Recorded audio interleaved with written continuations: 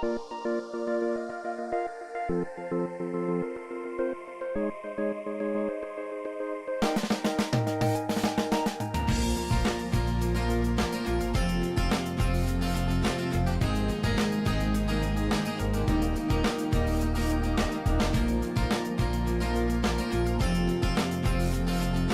name is Anthony Kazazis, and I am the director of the NYC Network Group, as well as the NYC Real Estate Expo. And I want to welcome you all for coming on board today and hearing a group which is comprised of Brian Phillips, Taiwan Anthony, and Derek Hall. And their new group is called $1 Million Thinking, which is exciting. And their topic today is living and working together in New York City's post-pandemic. Before we actually get started, many of you out there are inquiring about the expo, and the expo this year is to be held at the New York Hilton on November 2nd. However, if COVID-19 is still active and it does come back in the fall, then we do have an alternate date, which will be in June 23rd. So without further ado, I'd like to read off the bios of our speakers today. We're going to start off with Brian Phillips. Brian Phillips has been an associate broker with Douglas Elliman in the past 13 years and is licensed in both Harlem as well as the Bronx and Riverdale offices. Brian has been in the business of selling and leasing homes and real property for over 23 years. He is best known by his moniker, the Mobile Broker, as he covers several counties, including Manhattan, Brooklyn, Bronx, Westchester. Brian is also a member of the Real Estate Board of New York and One Key MLS. Welcome, Brian Phillips. Taiwan Anthony. Taiwan Anthony is a commercial property manager and has managed over 6 million square feet of commercial and residential properties throughout his career. Ty is also an adjunct instructor at Baruch College teaching real estate. In addition, he holds several industry licenses and certifications, such as the CPM Candidate Designation from the Institute of Real Estate Management. He completed the Real Estate Associate Program from REAP, currently is a licensed real estate broker, and has recognized in the Top 100 magazine in 2019. Locally, has been a long-serving member of his community board and is the founder of a nonprofit, New York Crusaders, where he actively plays adult tackle football. Welcome, Taiwan. Thank you. Or Ty. I'm sorry, Ty. Ty is Derek fine. Hall. Ty is fine. Ty is good. Derek Hall. Derek is the president of Charter Real Estate School, known as also CNYRES. He hopes to enact a genuine change in the way the real estate professionals approach their continuing education requirements, pioneering the concept of education as a service, known as EAS as well. The goal is to provide engaging and relevant course topics, while also helping to introduce new apps, technology, and software to the industry. It all began 15 years ago as PropertyShark.com, where he focused on property data in research sector. Welcome, Derek Hall. And without further ado, I also would like to introduce to you right now, Derek Hall as your host. Derek? Thank you very much, Anthony. It's my pleasure to welcome everyone here to the inaugural episode of $1 Million Thinking. And I want to give a special thanks and appreciation to Anthony for giving us this opportunity to have this show. I think it's a great forum. It's going to be a great format. We're looking forward to having some great discussions here on $1 Million Thinking, Ty, Brian, and I. And we're definitely looking forward to having the live version when we get to the actual expo. So that's going to be something that we're looking forward to. We hope all of you will come with us on this journey as we have these episodes once a month leading up to the actual expo. So definitely looking forward to the future we all have together. We have with us today our guest, Paul Gotzigan, and he's here through connections with Ty. So Ty, why don't you go ahead and tell us a little bit about Paul? Sure. Thank you for that, Derek. Anthony, again, thank you also for giving us this platform. So we have Paul. Paul has been a good friend of mine for a while, and he's a member of IREM, which is the Institute for Real Estate Management. And I'll let Paul get into a little bit about what IREM does, but I'll just say my personal, my personal connection to Paul and to the organization. If anyone is in the property management space, I would say that, and I'm pretty sure IREM would like this as well, but IREM is hands down one of the best property management organizations here in New York City. I became acquainted with IREM, just wanting to be a better property manager and understand policy and what's happening here in the real estate space. So with that being said, I'll let Paul introduce himself, talk about his background, and also a little bit of what IREM does. So I'll put a little plug, and I'm pretty sure Paul will. But if we don't have members of IREM, become a member. So Paul, you could take it away. Hey, thanks, Taiwan. So first of all, let me just say a little bit about myself. I am currently the chairman of New Yorkers for Parks, which is a not-for-profit that champions open space and parkland within New York's 5 boroughs, across the 5 boroughs. But before that, I spent the bulk of my career being president and director of management of a Halstead Management Company for 16 years. We managed 23,000 co-op condo and rental units. After that, I spent a couple of years working in commercial. So I have a fairly good idea of the landscape. Yes, I am a CPM, which is a certified property manager, which is a designation given by the Institute of Real Estate Management. And let me just tell you a bit about IREM. IREM gives a couple of designations, a few actually. It gives the CPM, Certified Property Manager. It gives the Accredited Residential Manager, and it gives the Accredited Commercial Managers designations. It is I would say, the leading organization in property management nationwide. Mm-hmm. And I really suggest people check it out for education and prestige. Of course, it has other things like certain facts that if you are a CPM, your income is, over twice as much as what other people make and things like that. So there's definitely benefits involved. I would suggest people check out Institute of Real Estate Management. Definitely. And I'm sorry, and just to interject and just to add a little bit to that as well, to what Paul said, right? We have, if you're a vendor, if you're a broker, or if you're an agent, or whatever you are in the real estate industry, IREM offers networking opportunities as well. I know for me personally, joining IREM has been amazing. I've been able to meet great people like Paul and knowledgeable folks there as well. So, if you are interested in that space, get a membership. And then plus, Paul can tell you better than I, at the end of the year, we have a pretty cool gala event that you get to dress up and eat some good food and have good drinks. So that's also a benefit too. So that's great. So that means you guys will be uniquely suited for this conversation, and I'm looking forward to you doing double duty, Ty. So we're going to be talking about, what the future of the city is going to be with regards to our rental buildings moving forward in our post-COVID-19 environment. And I think it's an important discussion to have as we're reopening, so that people have a better understanding, whether you're in the industry or you're working with clients, particularly you want to know what that experience is going to be like. This is a good conversation to be having about what are the changes we can expect to see in our buildings, because I remember when we were preparing for this, one of the conversations we had, particularly Ty, you and I, we were talking about how permanent this was going to be. Because I was thinking, hey, this is only going to be a little bit of time, then we're going to be good. And I think you were more of the that this is going to be permanent. Some of the changes that we're coming down with are going to stay with us moving forward. And I think it's important to discuss those things.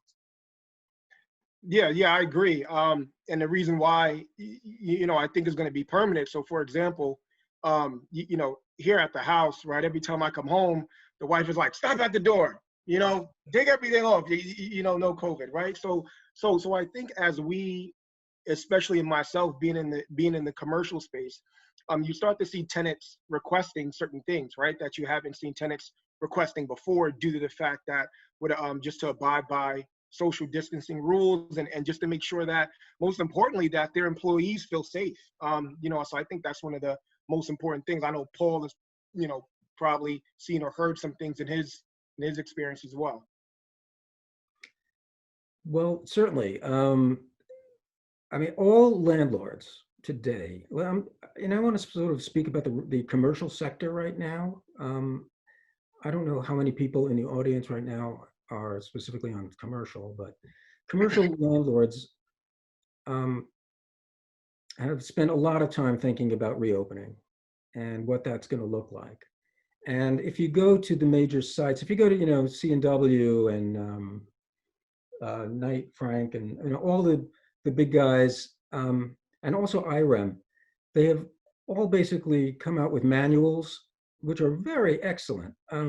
They've come out with real protocols on what to specifically do with real checklists and of exactly how you would open a commercial building.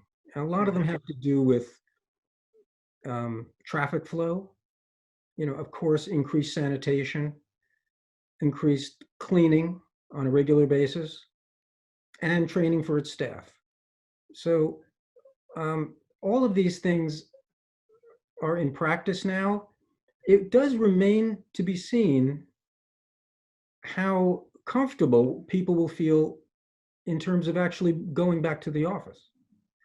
Just because the landlords, or should I say property owners, are instituting these measures doesn't mean that people will feel comfortable working back in the office. That has not been figured out yet. They don't really know what's going to happen with that, and that's an important consideration. Yeah, of course. And Derek, and just to also topple that, so for me, most of the commercial properties that I manage are open air shopping centers, right? So, and we have, class A, class B, so we have different classes throughout the spectrum. So, and I'll just give a quick example. Paul mentioned foot traffic. So I went to my property the other day, actually, and I noticed that we have a couple of restaurants in some of our open air shopping centers, and we have a fire lane there. And I noticed that now this particular restaurant, they were coming out of their establishment and doing grab and go service, right?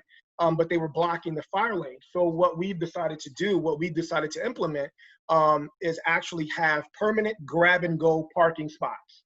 And we know traditionally your big box tenants, your Targets, your Home Depots, they have had this already. But what we've rolled out is a campaign to let our tenants know, you know what, we do care and we understand. So we've embarked on a campaign where we're going to take our regular parking spots and we're going to paint those and designate those only for grab and go, right? So now, and it's funny because we're doing it this week and tenants are calling me and they're saying, hey, property manager, things are getting a little busy here. Cars are kind of piled up. So what we're going to do now, a customer, if you ordered food, you'll be able to come to that designated parking spot, which is number one. You'll call, whatever restaurant and says, hey, I'm at parking spot number one. And then the our tenant can come out and bring their food, grab and go, and causing less traffic. Because while foot traffic will change to some of the properties that we manage are all open air, so we have to worry about car traffic as well. Yeah, I agree. I agree with. Make a quick joke and then it's all yours, Brian. I was just gonna say that's kind of like the old school diners with the waitresses on roller skates. Get some roller skates. Yeah. I agree with what Paul said about people not wanting to go into their offices right away once things reopen. And Paul, would you agree that more and more people will want to work remotely? And if that is the case, what are landlords willing to do with all the lease space? I mean, since the tenants with a lot of space may not need as much space anymore, what are landlords willing to do, if anything? Well, that is the $64,000 question. And the way that works, okay, I'm sorry, the $1 million question. So, okay, yes, one of the permanent changes that Taiwan mentioned about permanent changes, and what we've seen and what they've, in terms of recent studies, they believe that remote working has, well, it's funny. I've seen two different studies. One said that 77% of the people who've now been remote working, really want to keep doing that. And not only that, they also want to change not only their hours, they want to change they only want to work 2 or 3 days a week. I mean, the definition of work is actually changing. It isn't just remote working. Remote working is actually, you know, the fulcrum of that. So, but remote working is not, first of all, not everyone is doing remote working. That's another thing. Will people want to come back? I do think that's a question. I've also seen a study that said people are working more collaboratively by when they are remote working. They're working more collaboratively, very efficiently though, just as efficiently as they were in the office. So employers, interestingly enough, employers are now trusting, where they used to think that people, oh, you're remote working. Well, you know, how do we know you're really working? Right. So, but now they've realized, they've seen this working, and they say, you know, they trust their employers, and they say, wow, you know, you're working just as much as you were doing in the office. So first of all, employers are trusting their employees more, which is interesting. And I think there's probably less small talk in the collaboration as well, because that's something that I've seen as well, where teams feel like they're not necessarily as cohesive, but they do like the work environment more from home.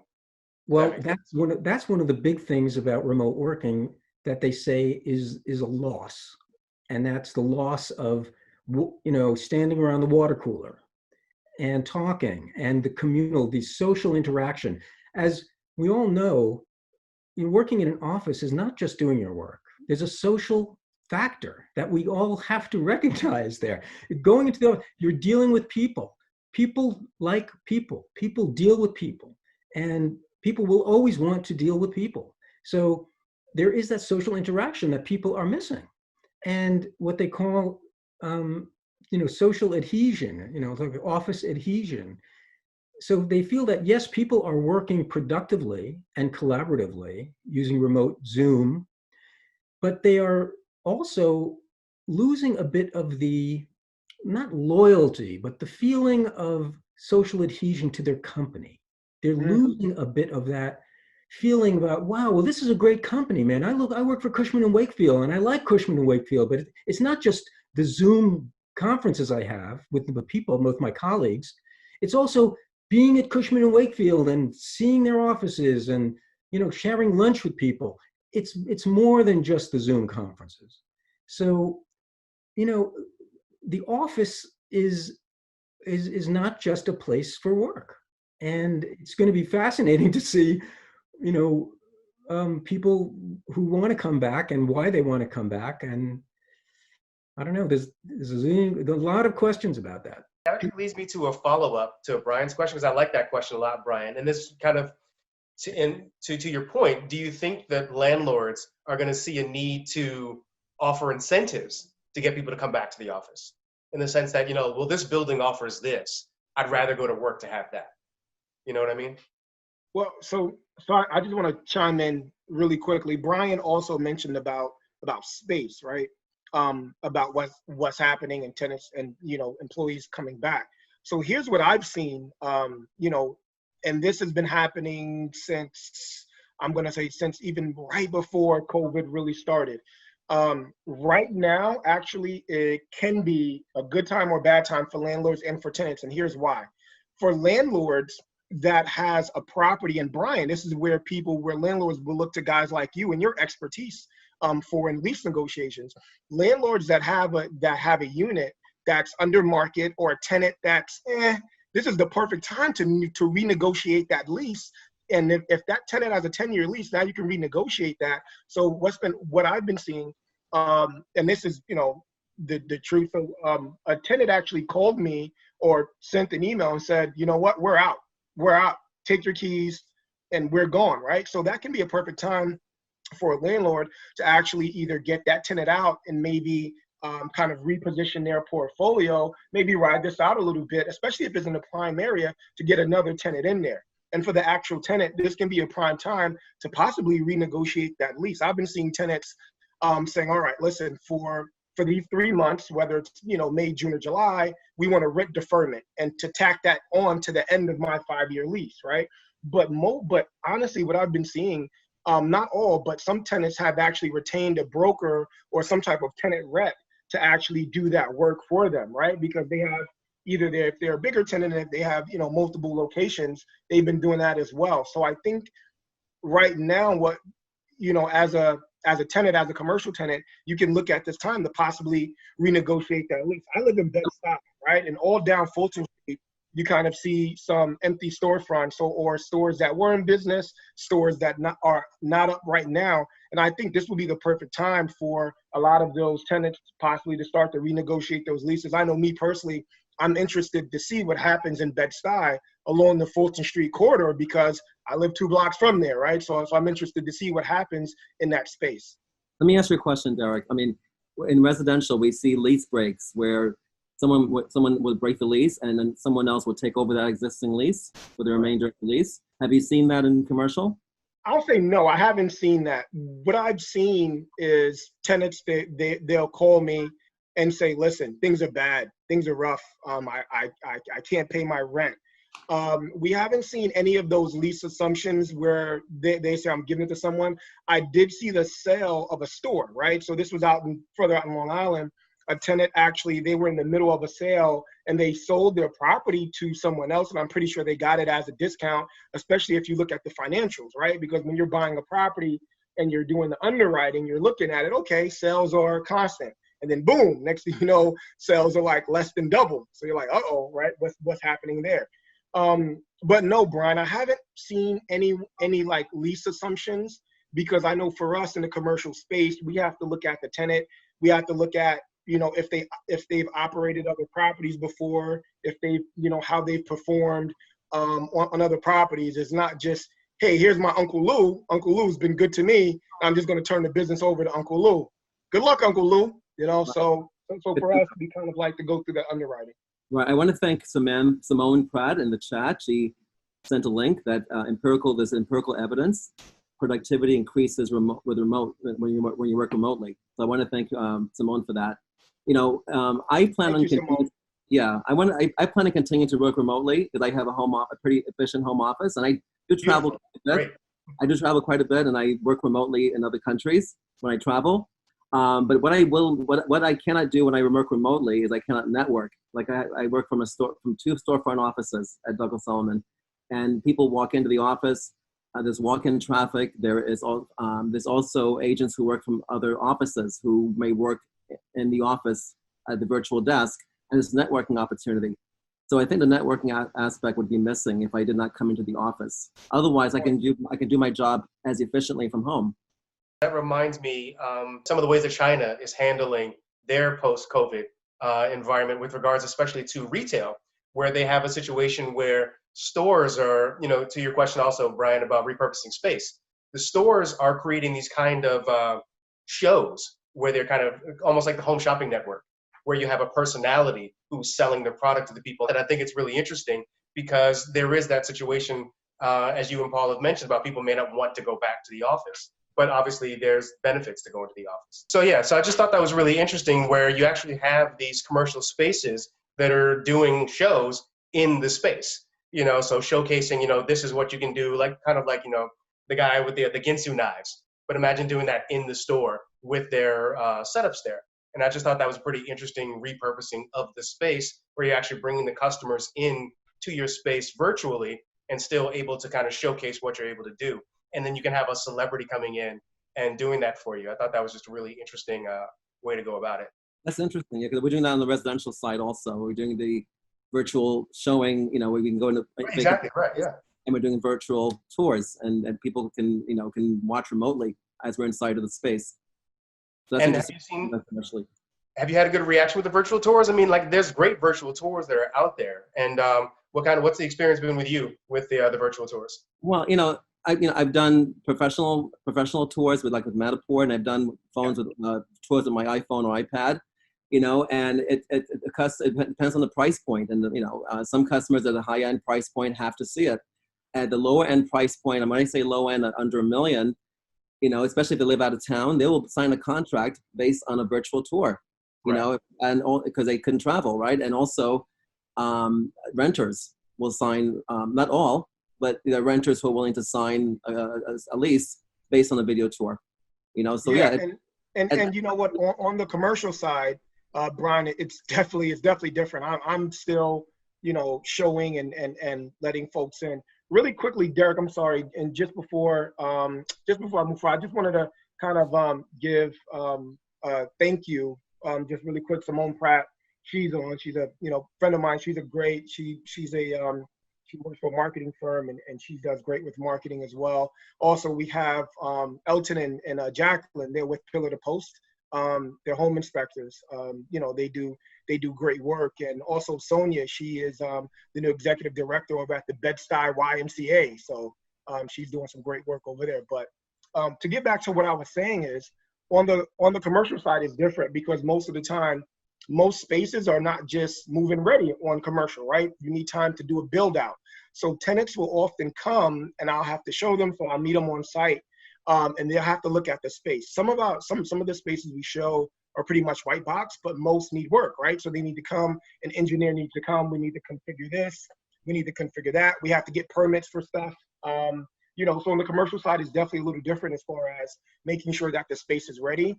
So virtual tours on the commercial space really doesn't do it justice, but I'm pretty sure, Brian, you've been, knocking it out the box for the last couple of years. So I'm pretty sure it's great on your end to actually have that virtual stuff. I wish that Matterport would work for a commercial space, but it just doesn't quite do it, as far as, especially if you have a larger scale tenant moving in. Right. That's understood.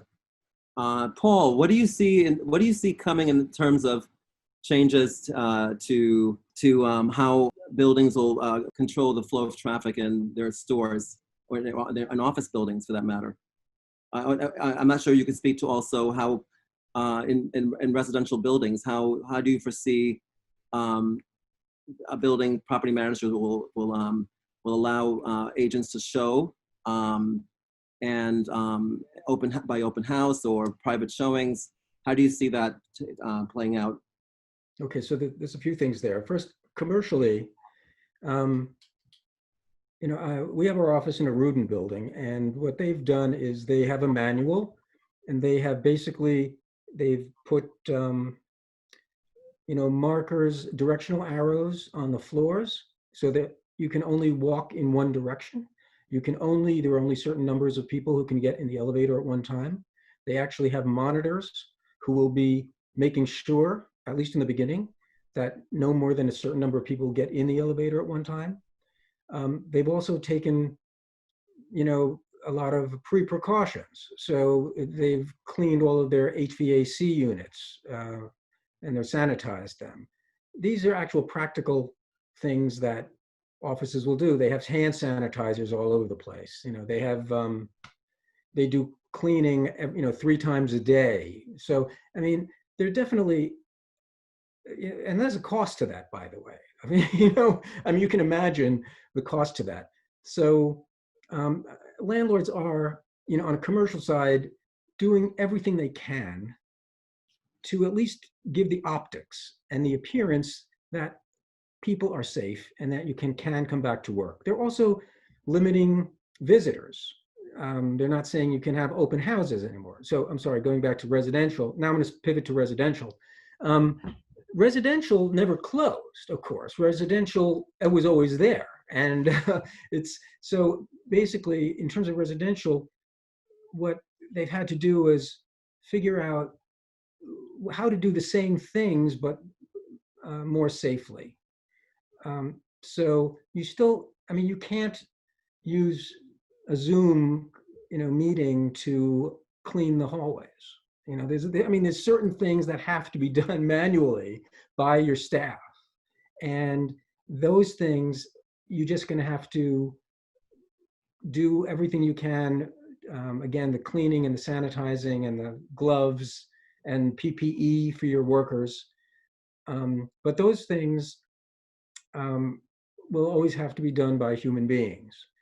In terms of showings, it's interesting that you said, I'm curious to hear about that, Brian, that the certain price points, because I've heard that it's been challenging. Leasing has been the most challenging thing right now. What you mean, rentals and residential rentals? I find it's very robust. I did a lot of rentals over the last 2 or 3 months. Really?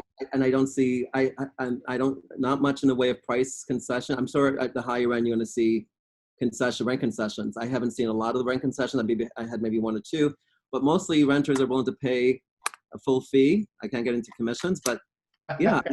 And also, my rentals are moving, whether the landlord is showing or there's a virtual tour up. Maybe at the higher end, again, it depends on where. And depends on if the tenant, depends on the building, whether the building will allow someone in, even if the super can show. But my rentals have been moving. Are you hearing otherwise from other agents? This is just, things I've been reading, but, look, I've got the boots on the ground, so I defer to you. Markets are local. It depends on where, the people, I've seen people on Zoom panels downtown who say who say on the panel, I hear agents are saying they're doing deals at this time, and I just don't believe it. That may be true for their market, but in the markets I work with, my target market, Upper Manhattan, Bronx, Westchester, we're seeing bidding wars. Things are moving. A lot of people are coming out in the Bronx, and right, that migration they're talking about. Yeah. Exactly. And the prices are holding. Prices are holding. I don't see huge price reductions. It's business as usual. So yeah, and to add to what Paul said, and Brian, your question as far as what procedures are changing inside of buildings. So I have a property manager buddy who manages a couple residential buildings in the city, and what they've done in their front security desk, they put up plexiglass now, right? So now they have plexiglass there where the greeter would be there, and now if you come in, there's plexiglass, and they have SOP, the standard of procedures manual there for how things are going to move forward. And I know right now, if you are a cleaning company, you are doing great right now, man. How did I get into that, right? So in our buildings, we have what's called high touch points. And those high touch points are the front doors, the back doors, elevator buttons, right? Things that we don't really understand and know that we use so much. Think about how many times an elevator button gets pushed, especially if there's 1 or 2 elevators in that whole building, right? So that brings me to a good point. Sorry, I don't mean to cut you off, but I just wanted, because I think you can address it as well, the idea of contactless technology, right? Because I think there's already now buildings where you only press, you go into the keypad, and you just say where you're going to. You don't really touch anything else. And I think a keypad's a lot easier thing to clean. This cuts down the touch points. But then I also read an article that was talking about maybe in some of these office buildings, you'll see more doors that open without you having to say anything, without you having to touch it. Like you don't have a doorknob, you just have, say, a sensor that recognizes this person and opens the door, or voice activated, kind of like an Alexa in the office. Yeah. So I'll be honest, I'm not really a fan of the don't touch elevators. So I cannot tell you how many times I've walked into one thinking I was going to one floor and it lets me out on a totally different floor for me not paying attention. But yeah, you're right. I think we'll start to see more of that where you don't have to touch things as much. You'll start to see those different procedures, not just in commercial buildings, but also residential buildings. And like Paul said, for me, yes, I was very busy and I'm still busy during this time frame, but most of our businesses, our nail salons and salons just opened back up. They weren't there. So I was busy with rent concessions and tenants saying, hey, things are tough. But on the residential side, right, for showings and what Brian does, those residential property managers were also busy as well because people are now home 24/7. And when you're home 24/7, things break more, right? The doorknob, think how many times people are walking back and forth, right? So you also have to think about for the residential property managers, now you have tenants that are home 24/7, right? So it just, I'm pretty sure that those call lines are just blowing up with different issues and complaints from the residents. Hi, speaking of plexiglass, a question for you and Paul. What do you see as the future of co-working space in New York City? Is that going to continue? Do you see a change in office design? The plexiglass or cubicles coming back? What do you foresee? Paul, you can go first. You know what? I was hoping that we'd have someone from Notel here to answer that question. Unfortunately, I really can't speak to that. I can't speak to that. So I mean, I don't want to just spitball it, but Well, I actually did see something that was done with a building out in Denmark. It was actually it's an office space where they redesigned the space so that it's not, you don't have cubicles necessarily, but you have kind of stations where for one situation you could have two people facing each other, so they're actually a certain distance apart. But then you could also have longer tables where you don't necessarily have that open space anymore, but you have, instead of people sitting together in a row, they're like opposite each other. So one person sitting here, the other person sits opposite them in the next seat, and then here and then over. So you have a situation where they're not breathing the same air. So I think that's one of the things, and that was an American company. I think I'm blanking on the company now, but that was one of their buildings in Denmark. So I think that's one of those things we can expect to carry over into New York City, is maybe a redesign that's not a completely drastic redesign. You just kind of adjust the spaces a lot, because I thought the open office space was going to go away, but then I was just reading this article that says, even COVID-19 can't kill the open office layout. So I think that definitely is going to be something that we're going to continue seeing, just a little bit different. Yeah, I think that, so I used to be at a working space, right? Shared co-working space. And like Paul said, it really leads to the fact of people kind of working together. That's where you network. I think Brian mentioned that. Co-working spaces are really great places to network.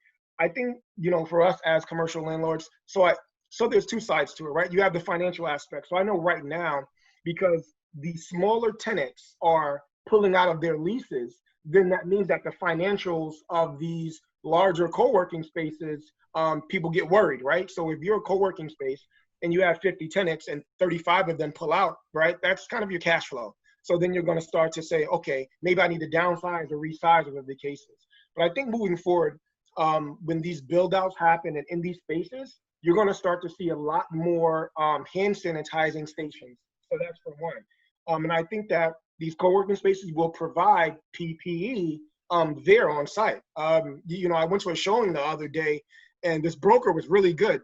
Before we even came in the house, she bought these little blue booties that we put on our feet, and she was like, and I went in, and she said, the person I was with, all right, you have to stay out. So I think we'll possibly see PPE much more available at some of these co-working spaces, and a lot of hand sanitizing stations. And also, like you said, Derek, the elevators that I do not like, that takes you to a different floor. You didn't push the button.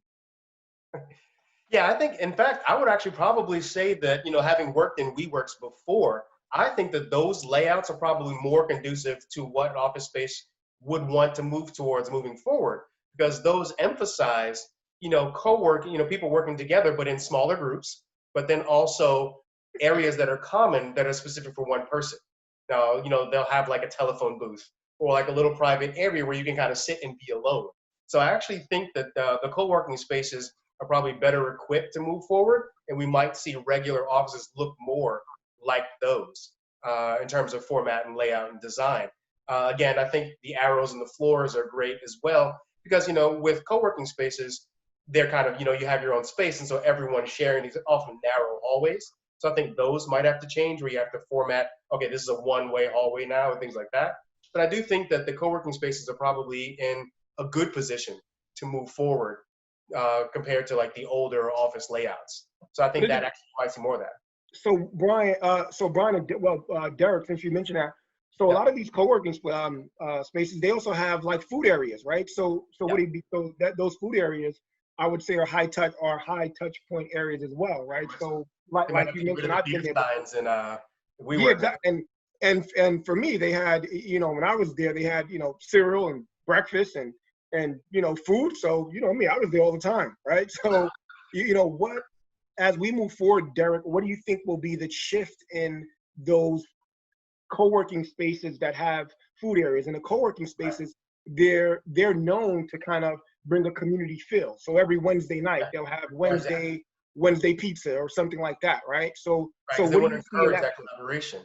Yeah. And so I think what you'll probably see is an increase, again, in technology, because I was just reading a press release for this new technology that came out. I believe it's called SW2 from this company, TES. And so what it is, and they have things like this in China that everyone has on their phone. but they have this technology now with this SW2 where you can actually monitor everyone who's coming into the building to see wow. what their body temperature is. And then there's like this Wow. quick survey. Who have you interacted with? Where have you been? What have you done? And so if you've done anything in the building previously, they can actually then identify who you've interacted with to see what your risk level is. And then they may not let you in the building.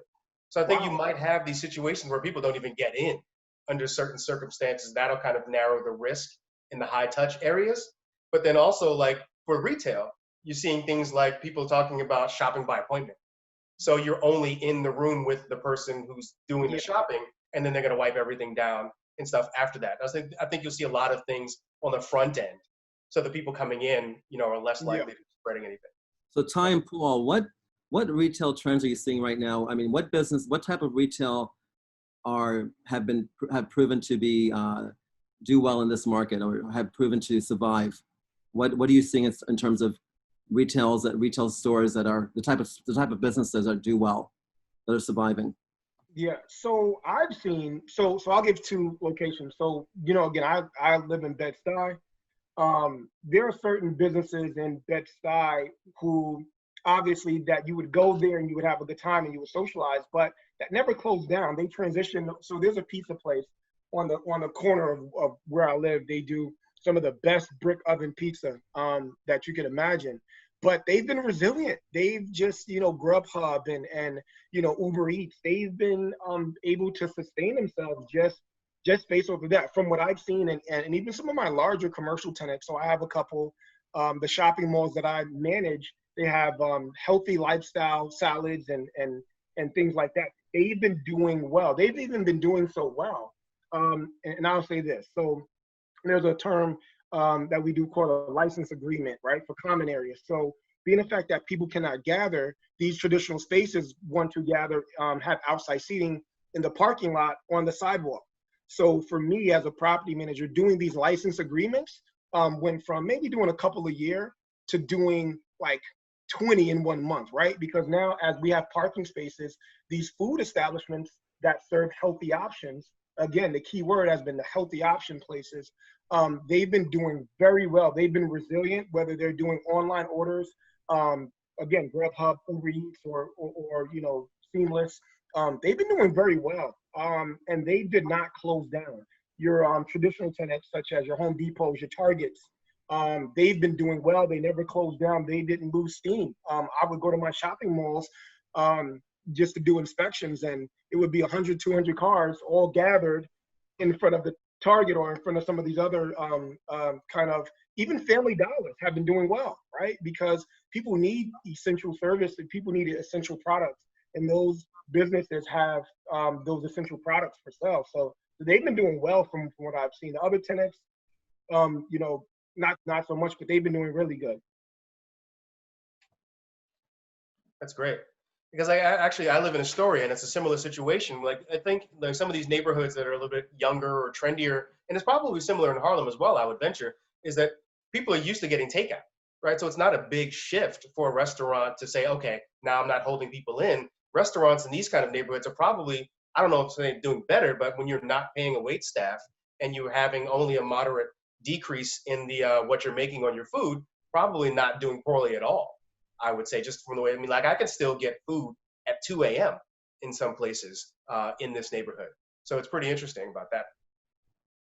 Yeah, I agree. And same thing here in Bed-Stuy. We have a couple places here in Bed-Stuy that initially they lost a little steam, but then I'm walking down Fulton Street and they have lines outside. And I'm like, wow, that's the place to be. So I guess food establishments, Brian. I think the ones that were able to shift, the ones that had a social media presence beforehand, they fared very well. I think this time has also been for places that did not have a really good social media presence. They said, "Oh, we need to get one," but they're kind of in the thick of it, right? So, and obviously that social media will drive foot traffic to these establishments because people now have people wanting to get out, right? Even if it's to get out to get a burrito or something like that. So in my opinion, the food establishments are doing okay.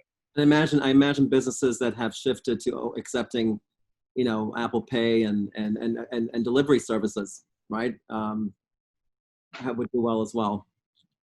So can we open up to some questions from the audience in the chat? Anyone have any questions at this time? Hey, Brian, it's Anthony. Brian? I'm here. Yeah, I was wondering, the companies that, I'm not sure if you're seeing it, are you seeing a lot of those new corporations, those new companies that do take your temperature, that do look at you before, just to see if you have COVID or your temperature is high? Do you see a lot of those new systems being, I have not seen updated? And also, no, you haven't seen that? That would I have, be a great stock. yeah. Great stock to An open invest house, in. right? You gotta have a bunch of people coming in. I probably will. You'll probably see it. Oh yeah, I'm sure you can. You probably see it in the Yeah, office. I mean, there's a company that I work with called Delios, and that company, and this is good for Ty, and they do a lot of commercial, and I'm going to put you in touch with them, Ty. They do ventilations. They're really busy, like those cleaning companies. The ventilation companies for the new air filters and all the new buildings, booming. They're booming. I can't even get them to do a webinar because they're just so busy. So I see a lot of that, a lot of those companies going into a lot of these buildings and of course putting brand new filters into their buildings, attaching brand new filtration systems. So I was just wondering about the new, before you get to the elevator, if there's a system in place where they stop you. But you haven't seen any of that happen yet. But I guess in Europe it is happening. It is. It's happening in Europe and in China. So I think that'll increase because New York City, we've been very, very precautious, and we're technically not yet. So I think once we have that, once we have more of the phases gone through, I think you'll definitely see more of that. So like, for example, let's go back to China again, because like, they have, in China, obviously it's a communist country. They're very kind of closed in. They have like one social media thing. It's called WeChat, right? And so that's their Instagram, their Twitter, their Facebook. It's all their things. But then also all their banking is tied to their phone as well. So all of these things work through WeChat or through another app on their phone. So everyone's walking around with these detection systems in their pocket. Whereas with here, I don't think we'll be able to do that. So I think it will be like what you said, Anthony, you're gonna have to stop people and administer those or have something that's contactless. Because I think the SW2 is also contactless. But so I think you're definitely going to see that. And that actually does parlay into one of the questions that we just got. So I'll just go ahead and read out the whole question. It says, do you think there will be an increase in offices moving to a hoteling or a hot seat structure where they can come into a beautiful office space but no assigned office or queue? Some employees may not be comfortable coming in, and the business is increasing operational efficiencies with a reduced footprint. So who's that from, Derek? Who's that from? Let's see. That's from Simone. Simone, that's from Simone. Thank you, Simone. Just a start today. So